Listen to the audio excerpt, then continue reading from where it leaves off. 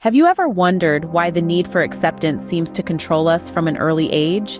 It's a question that has puzzled many of us as we navigate the complex maze of human relationships.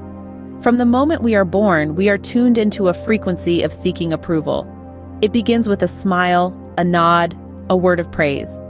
As we grow, this need for acceptance evolves and intertwines itself into our very identity.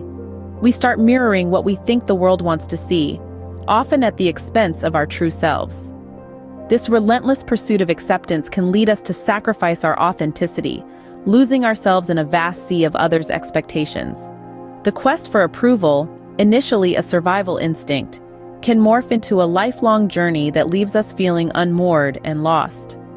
As we grow older, we must learn to differentiate between genuine acceptance and the pressure to conform. Our past experiences, especially during childhood and adolescence, shape our perception of love and acceptance, don't they? Let's dive deeper into this. Picture your past as a garden, each event like a seed planted deep within the soil of your psyche. As time passes, these seeds grow, influencing your thoughts, your feelings, your very understanding of love and acceptance. Think about it. The first time you felt the sting of rejection, the first time you yearned for approval, the first time you felt truly loved. These firsts are not just memories. They're the roots of your fears and desires, shaping how you perceive love and acceptance today.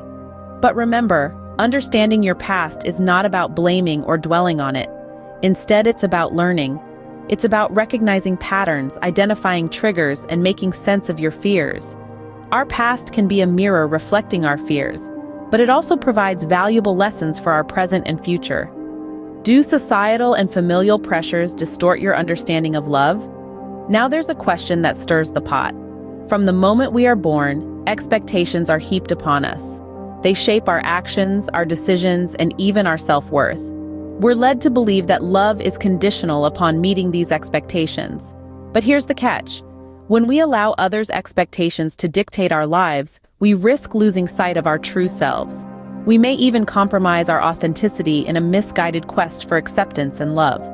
This can warp our understanding of what love really is. So how do we untangle this web of expectations? It starts with learning to differentiate between true love and imposed expectations. True love is unconditioned, accepting us as we are, flaws and all. It doesn't demand that we fit into a certain mold or meet a certain standard. Remember, your worth is not determined by others' expectations. Have you experienced the pain of not being loved or accepted in your personal relationships? It's a stumbling block that many of us face. Yet, it is through these moments of unlove that we can learn the most valuable lessons. When we find ourselves unloved or unaccepted, it's a signal to pause, reflect, and analyze. What can this experience teach us about ourselves, our preferences, and our boundaries? Often these situations illuminate areas in our lives where we need to grow, change, or set firmer boundaries. Transforming these negative experiences into lessons is not an overnight process, and it's okay to allow ourselves the time to heal. In every setback, there's an opportunity for a comeback. Each heartbreak can be a catalyst for self-improvement, propelling us towards becoming better versions of ourselves. Remember, growth is often uncomfortable, but it's a necessary part of our journey. Every wound can heal, and every experience can be a stepping stone to growth. Are you aware of your own fears and insecurities? It's an important question we need to ask ourselves. In our journey to overcome the fear of not being loved, introspection and self-knowledge are our most trusted companions. They guide us through the labyrinth of our minds, revealing the hidden corners of our psyche. Imagine a toolbox. It's filled with techniques and practices that can help us strengthen our identity and self-esteem. One such tool might be mindfulness, a practice that encourages us to be present and attentive to our thoughts and emotions. Another could be journaling, a simple yet highly effective method to reflect on our experiences and feelings. But the toolbox is only as good as the one who wields it. It's up to us to actively engage with these practices, to question, to explore, and ultimately, to understand ourselves better. And why is this important? Because understanding yourself is the first step towards understanding your relationships. Has rejection ever cast a shadow over your life? It's a question that resonates with us all. Rejection, in its many forms, can leave a lasting imprint, often shaping our decisions, our relationships, and even our self-perception. But let's take a moment to reconsider our perspective on this seemingly negative experience. Rejection can indeed hurt. It can make us question our worth and create a whirlwind of self-doubt. Yet, it is during these moments of vulnerability that we are presented with an opportunity to grow.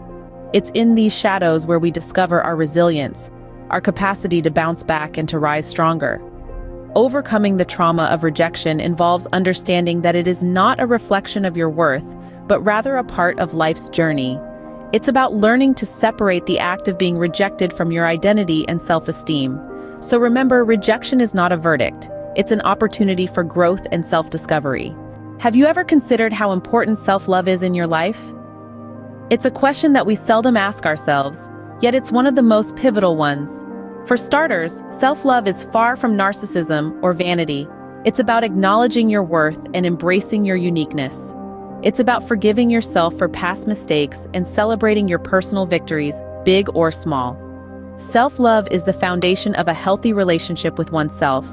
It's the springboard from which we dive into the world, ready to give and receive love. When we value ourselves, we set a benchmark for how we want to be treated. We reject anything less than respect and kindness, and we're less likely to let fear dictate our actions. So how do you cultivate self-love? Start by being your own cheerleader. Practice self-compassion, set boundaries, and most importantly, remember that it's okay to prioritize your needs. Self-love is not selfish. It's the first step towards healthy relationships.